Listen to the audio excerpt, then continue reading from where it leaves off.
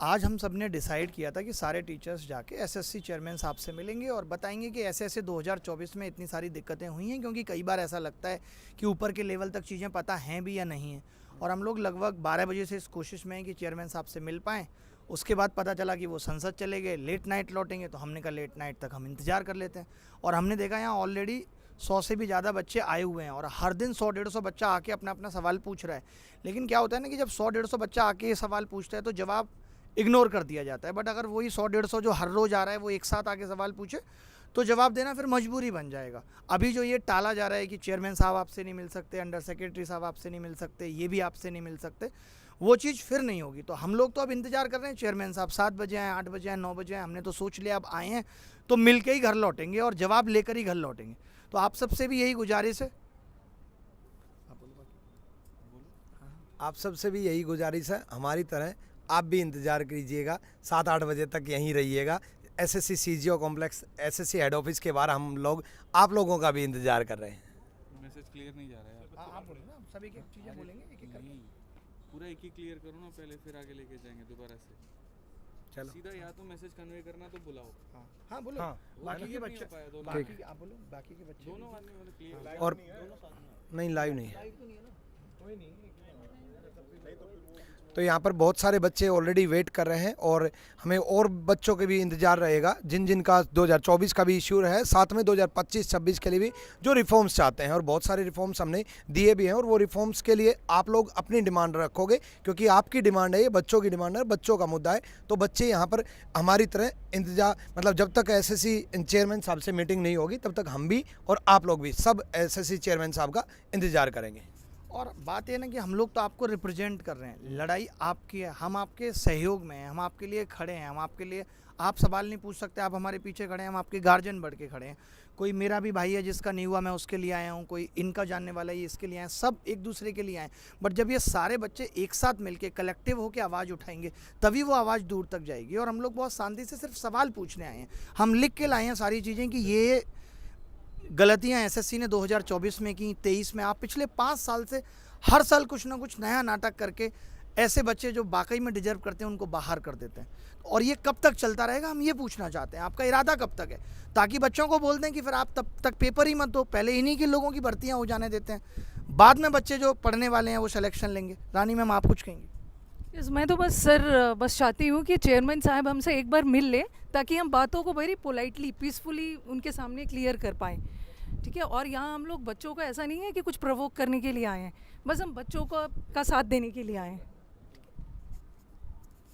मेरा यही रिक्वेस्ट है, देखो जनरली स्टूडेंट को ना बड़ा इजी होता है यूट्यूब के नीचे कमेंट कर देना, टीचर साथ नहीं देते, टीचर साथ नहीं देते। अब टीचर्स आप लोगों के साथ हैं, देखो मुहिम तो आपकी है, हमसे जो आप एक्सपेक्ट करते हो कि हम वीडियो से सपोर्ट करें, आपका ट्विटर कैंपेन से सपोर्ट करें, ग्राउंड पे अगर आप चाहते हो कि आप अगर 20 बच्चे आए हो तो हमारे साथ हमारा टीचर क्यों नहीं है, देख लो सब खड़े हैं।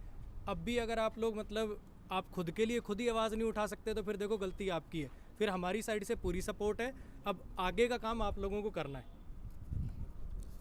तो सभी लोग समझ गए होंगे सारी बातें, अब आपको स्टेप्स लेने हैं। कमेंट के साथ साथ आप खुद बताइए कि आपके लिए क्या बेहतर है क्या नहीं, और आप पर्सनली बताएंगे तो ज़्यादा बेहतर है, ठीक है। धन्यवाद। और सबसे बड़ी चीज़ ये है कि जहाँ इतने सारे बच्चों के साथ गलत हुआ है, 1200-1400 से ज़्यादा वीडियो यूट्यूब पे हैं, जहाँ बच्चा अलग अलग टीचर से जाके मिल रहा है। मैं खुद इतने पिछले दिनों में 1500 से ज़्यादा बच्चों से मिल चुका, और यहाँ आए हैं हम तो सब बड़े पोलाइट तरीके से बात भी कर रहे हैं, भले ही कुछ बात बन नहीं रही, क्योंकि इनको भी पता है कि चीज़ें तो ख़राब हुई हैं, ये भी ये बात मानते हैं कि चीज़ें ख़राब हुई हैं। बट आप ख़राब कब तक करते रहेंगे? हम आदत डाल लें इसी खराबी की और फिर आवाज़ ना उठाएं। तो आवाज़ जब अब उठ गई है तो अब हम सांस तभी लेंगे जब ये सब चीज़ें ठीक हो जाएंगी। हमें ये लिखित में वेबसाइट पे नोटिस आ जाएगा कि भाई हम 2024 के रिजल्ट को भी एक कमेटी बना के उसका रिव्यू कर रहे हैं कि किस तरीके से उसको ठीक किया जा सकता है। सोचिए ऐसे ऐसे लोग यहाँ खड़े हैं, बच्चा खड़ा है, इसके 344 नंबर है, रॉ स्कोर है इसका 344, AIR 96 दिखा रहा था इसकी, कौन सी वेबसाइट पर, रैंक मित्रा पे, और आज इसको कोई जॉब नहीं मिली है, कोई नौकरी नहीं मिली है। यानी 88%, 89, 90% नंबर लाके भी बच्चा सिलेक्शन नहीं ले रहा है। कल को हालत क्या होगी कि 390 नंबर ले आएंगे 10-15 हज़ार बच्चे, और आपके यहाँ वैकेंसी 8,000 होंगी, फिर आप डेट ऑफ बर्थ के हिसाब से लोगों को नौकरियाँ दे रहे होंगे। तो आप सबका भी अब खून खोलना चाहिए कि अब आवाज़ उठनी चाहिए, बदलाव बहुत ज़रूरी हो गया है। आप आ जाइए। तो सर क्या जैसे 2025 में 390 नंबर से ज़्यादा लाना पड़ेंगे छात्र को? वही कहीं ऐसा तो नहीं है 300 410 या 400 लाना पड़े? जब 444 वाले का 96 रैंक है तो कितना बड़ा जोल है एसएससी में। ये सारे पद बेचे गए। मेरा भी बच्चा 10 साल से जर्नी कर रहा है, कभी 4 प्रश्न गलत, कभी 3 प्रश्न गलत। और अब मैं जो एसएससी से कहना चाहता हूँ, ये सब करना छोड़ दो, तो मैं भी ईश्वर के यहाँ जवाब देना है। सारे बच्चे दुखी हैं 2023 वाले से भी, 24 के प्रक्रिया से भी, और हम नहीं चाहते हैं कि 25 में भी उनके साथ में ऐसी कोई घटना हो। ठीक है, तो मैं चाहता हूं यहाँ पर कि जितने बच्चे हैं जो 2023 में भी पीड़ित रहे हैं, जो 2024 में भी पीड़ित रहे हैं, और जिनका आगे भी पेपर है, वो यहाँ पर साथ में आएँ, हम सबके साथ में रहें। और आज हम चेयरमैन साहब से अपने हक की लड़ाई लड़ करके जाएँ और अपनी सारी बातें जो है उनके समक्ष रखें, ताकि उसके बाद कभी कोई दिक्कत ना आ पाए। मेरा सिंपल सा एक ही बात कहना है, हम सारे के सारे सीजो कॉम्प्लेक्स दिल्ली में अभी मौजूद है एसएससी हेडक्वार्टर पे, और बड़े आसानी से आप गूगल मैप पे सर्च कर सकते हैं एसएससी सीजो कॉम्प्लेक्स दिल्ली करके, और यहाँ पर हम रहेंगे। ज़रूरत पड़ी तो हम रात में भी रुकेंगे, ज़रूरत पड़ी तो हम कल भी रुकेंगे, ज़रूरत पड़ी तो हम परसों भी रुकेंगे। हम तब तक नहीं जाएंगे मेरे भाई जब तक हमारी आवाज़ ना सुनी जाए, और जब तक उसके ऊपर में रिटर्न में हमारे सामने कुछ ना आ पाए। मैं बस इतनी बात कर रहा था ना, आप देखिए ना कि गलत कोई आज से नहीं। 2019 में नॉर्मलाइजेशन पे कितना बवाल हुआ कि 200 प्लस बच्चा नंबर ला रहा है, नहीं हुआ। 2023 में 4 क्वेश्चनों की लड़ाई कब से चल रही है? 1 साल एसएससी कोर्ट में रही, क्या एसएससी के कान में ये बात नहीं गई कि अब कभी आगे से गलत प्रश्न नहीं बनाने? आपने गलत प्रश्न जहाँ पहले 4 थे, उस 4 को आज 19 में बदल दिया। तो आपका तो जो करेज है वो बढ़ता जा रहा है और गलत करने के लिए। शायद आज हम इसलिए फिर लड़ रहे हैं कि 2023 में ये लड़ाई अगर सही से लड़ गई होती तो शायद 2024 में ये देखने को नहीं मिलता। तो आज 2024 में जब हम कस के लड़ेंगे, तब आगे आने वाले साल सही होंगे। 2-4 साल भी सही होंगे, वो तो फिर लड़ना पड़ेगा 4 साल बाद। फिर एसएससी भूल जाएगी अच्छा कुछ हुआ था, फिर गलत करना शुरू कर देगी। तो आप चिंता मत करो, बस आप सबको साथ देना है। जब हम आज यहाँ आपके लिए ज़मीन पर बैठे हैं सीजीओ कॉम्प्लेक्स के सामने, तो आपको भी आना है और आपको भी हमारी आवाज़ को बुलंद करना है। हमें मालूम है कि 2023 में भी बहुत सारे इश्यूज चल रहे हैं। 24 वाले भी बच्चे बहुत ज़्यादा परेशान हैं। हम ग्राउंड लेवल पे जब जुड़े हैं बच्चों से, तो हमें मालूम है कि बहुत सारे लोग रो भी रहे हैं और मेंटली परेशान भी हैं, बहुत ज़्यादा अपसेट भी हैं। और हम नहीं चाहते कि आगे भी आने वाले टाइम में जितने भी स्टूडेंट अपीयर होंगे उनके साथ कुछ भी गड़बड़ हो। तो बेसिकली हम चाह रहे हैं कि शुरू से लेकर अंत तक जितने भी स्टूडेंट हैं वो इस चीज़ में सपोर्ट करें, क्योंकि आप सबके क्यूमुलेटिव सपोर्ट से ही सारी चीज़ें ठीक होंगी। प्रेजेंट की चीज़ें भी तभी ठीक होंगी और फ्यूचर की भी तभी ठीक होंगी जब आप सब मिलकर आएंगे इस चीज़ के लिए। Thank you. देखो भाई, बहुत ज़्यादा समय भी नहीं है, ये भी नहीं करना आप लोगों को कि हाँ अभी ये इन लोगों ने स्टार्ट करा है, ये लोग करते रहेंगे। तो क्योंकि जो 24 का नोटिफिकेशन 25 का नोटिफिकेशन है वो भी बहुत दूर नहीं है, तो आप लोगों को ज़्यादा टाइम वेस्ट नहीं करना है। जितना हो सकता है हर तरीके से जो जहाँ से सपोर्ट कर सकता है, आप लोगों को इस कैंपेन को आगे बढ़ाना है। और जितना ज़्यादा आप लोग सपोर्ट करेंगे, ये आपके हक की बात है, चाहे बात वो 24 की हो, चाहे बात 25 की हो, चाहे इवन 23 की भी बात है। तो सारी बातें, हाँ देखो कुछ लोग ऐसे भी हैं जिनकी 22 तक की बातें फंसी हुई हैं। तो ये सारी चीज़ें तभी होंगी जब एक बड़े लेवल पर सारा बच्चा जुड़ेगा। तो आप लोगों का जुड़ना बहुत ज़रूरी है, क्योंकि बहुत ज़्यादा समय आप लोगों के पास भी नहीं है और हम लोगों के पास भी नहीं है। और बाकी एक चीज़ और कहूँगा मैं कि जब तक ये सारे सुधार नहीं हो जाते हैं, यूट्यूब पर कोई क्लास आपको अटेंड नहीं करनी है। और जो क्लास ले रहे हो एक बार उनको जम के सुना भी देना है कि आप बच्चों के लिए अल्टीमेटली कर क्या रहे हो। ये क्लास वाला तो कोई एक भी क्लास नहीं होनी चाहिए यूट्यूब पे, मतलब नहीं होनी चाहिए। अगर हम लोग यहाँ पे खड़े हैं तो आप बाकी टीचर्स को भी यहाँ पे खड़े रहना है, चाहे फेस दिखा के खड़े रहिए, चाहे फेस छुपा के खड़े रहिए। सभी लोग सेक्रीफाइस कर रहे हैं और इस चीज़ में सबको साथ देना ही पड़ेगा।